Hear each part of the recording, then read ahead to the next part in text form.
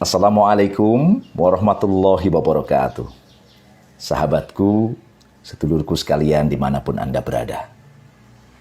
Ya, umat Islam dan seluruh rakyat Indonesia selalu saja dihadapkan dengan tipologi kepemimpinan, tipologi kekuasaan yang tidak mau mendengar rakyatnya, tidak mau mendengar keluh kesah rakyatnya, tidak mau mendengar amanat penderitaan rakyatnya.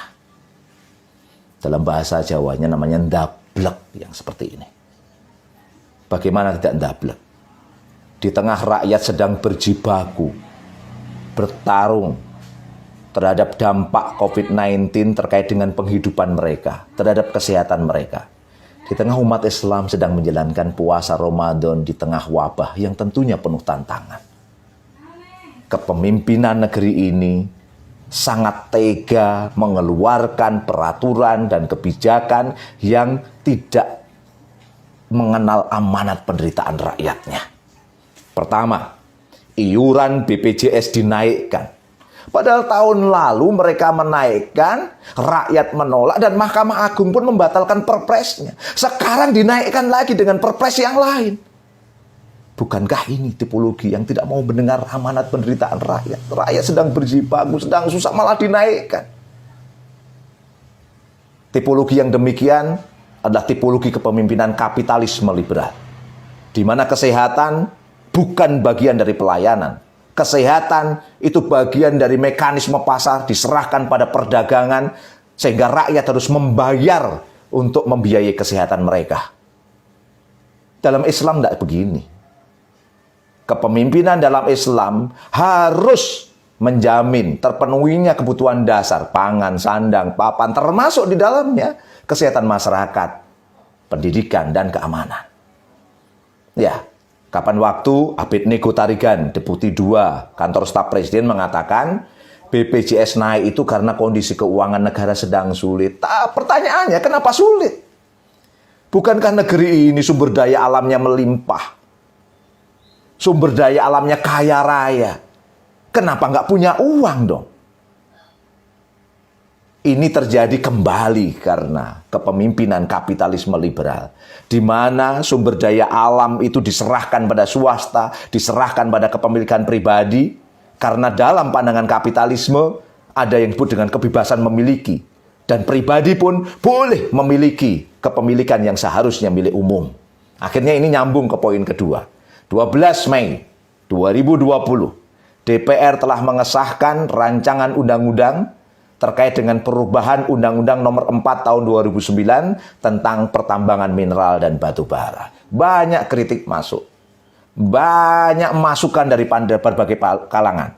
Dari jaringan anti tambang, dari Walgi, dari banyak pengamat. Bahwa rancangan undang-undang yang telah disahkan adalah karpet merah untuk korporasi. Dan ancaman buat rakyat dan seluruh lingkungan hidup di seluruh kepulauan Indonesia. Korporasi dapat karpet merah. Bayangkan saja, perusahaan pemegang kontrak karya (KK), kemudian perjanjian karya pengusahaan pertambangan batubara (PKP 2B) dapat memperpanjang secara otomatis operasionalnya selama 2 kali 10 tahun, dari 20 tahun ke depan, tanpa prosedur sebelumnya. Enak bukan? Sementara rakyat dalam kondisi terancam masyarakat yang lahan-lahannya, yaitu masyarakat terancam terkait dengan lahan-lahannya yang akan digunakan untuk pertambangan. Mereka tidak memiliki hak veto untuk menolak pertambangan yang akan masuk ke wilayah mereka. Termasuk rakyat pun akan mudah dikriminalisasi dan dipidana. Inilah karpet merah untuk korporasi. Akhirnya apa? Boleh kita katakan, sumber daya alam yang melimpah ini diserahkan pada swasta dan dikasih peraturan-peraturan yang senang untuk mereka, yang memberikan karpet merah untuk mereka. Inilah tipologi kepemimpinan kapitalisme liberal. Dalam pandangan Islam, an-nasu syuraka'u fi salasin, al-ma' wal kala wan nar.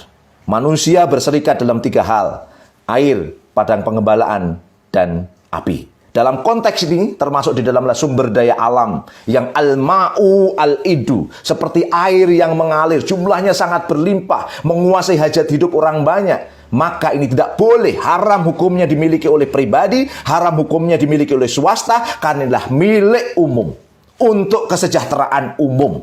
Oleh karena itu, tipologi ndablek yang kedua ini jauh dari konteks Islam. Akhirnya kekurangan anggaran. Kekurangan anggaran akhirnya poin ketiga. Ini juga ndablek yang ketiga.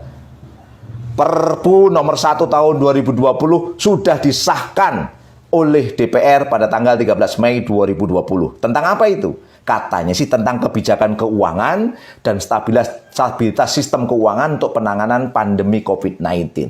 Tapi banyak kritik masuk dari berbagai kalangan bahwa sebenarnya perpu yang telah jadi undang-undang ini adalah bukan untuk menangani COVID-19, tapi untuk menyelamatkan ekonomi. Ekonomi jauh dikedepankan daripada penanganan COVID-19. Dan uniknya, pemerintah diberikan kekuasaan yang luar biasa dalam undang-undang COVID-19 ini. Mereka bebas mengatur keuangan negara tanpa kontrol lembaga lain seperti DPR maupun BPK.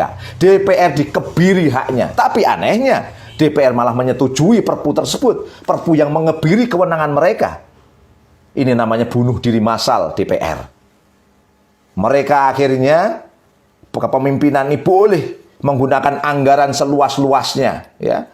Para pejabat negara bebas menentukan anggaran dan menggunakan sesuka hati tanpa persetujuan dan pengawasan. Mereka juga tidak perlu khawatir terhadap konsekuensi hukum secara pidana, perdata maupun tata negara. Defisit anggaran pun tidak harus 3%. Boleh lebih dari 3%, lebih banyak juga tidak ada masalah. Akhirnya utang luar negeri pun dapat payung hukum dari perpu ini. Mereka nambah hutang lagi, yang hutang pasti riba. Hutang yang mengganggu kedaulatan negeri ini. Dan tentunya kalau tenornya semakin panjang, menjadikan warisan yang sangat menyedihkan buat rakyat Indonesia. Ini silahkan dilihat di pasal 27 ayat 1, 2 maupun 3. Sangat jelas sekali terjadi. Pertanyaannya, ini sistem apa? Sekali lagi, sistem kepemimpinan kapitalisme liberal yang jauh dari konteks Islam. Tapi anehnya, BPIP, Badan Begawannya Pancasila, itu malah akan buat konser tanggal 17 Mei 2020.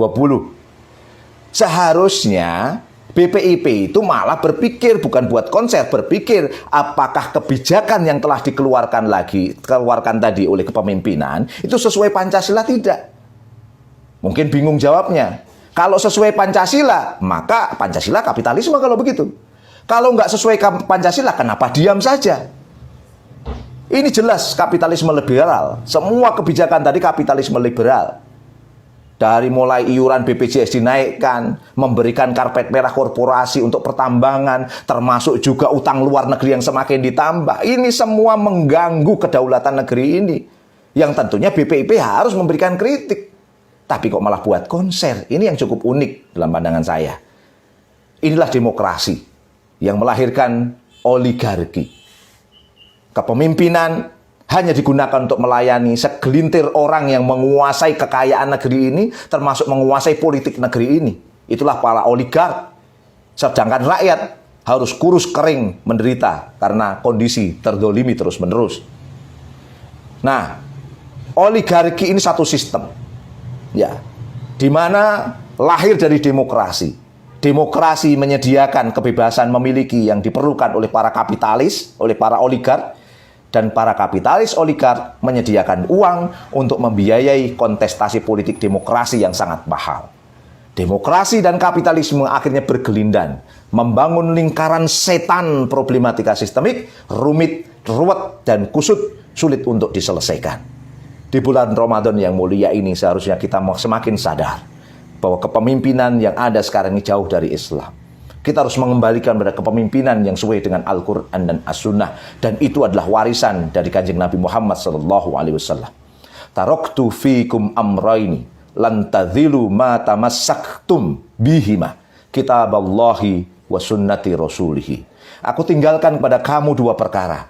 Kamu tidak akan tersesat selama-lamanya selama kamu berpegang teguh dengan kedua-duanya. Apa itu? Kitab Allah, Al-Quran, was sunnah Rasulillah, dan sunnahku, sunnah dari Rasulullah Muhammad SAW.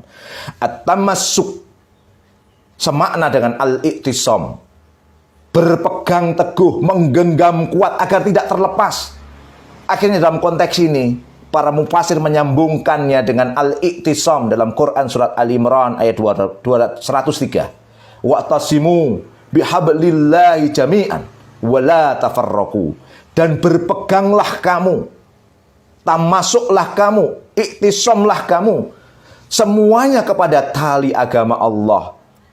Yang dimaksudkan adalah kitabullah, yaitu Al-Quran. Secara keseluruhannya, jangan dipecah-pecah, jangan sebagian-bagian. Keseluruhannya, pegang teguh. Maka Allah akan berikan petunjuk yang jelas, tidak ada kesesatan, dan barokah yang luar biasa. Saatnya kita kembali pada hukum-hukum Allah. Saatnya ayat-ayat suci di atas ayat konstitusi. Dan saatnya syariah Islam diterapkan secara keseluruhan dalam naungan khilafah Islamiyah. Saya Agung Wisnuwardana, jumpa kembali dalam catatan yang lainnya. Wassalamualaikum warahmatullahi wabarakatuh.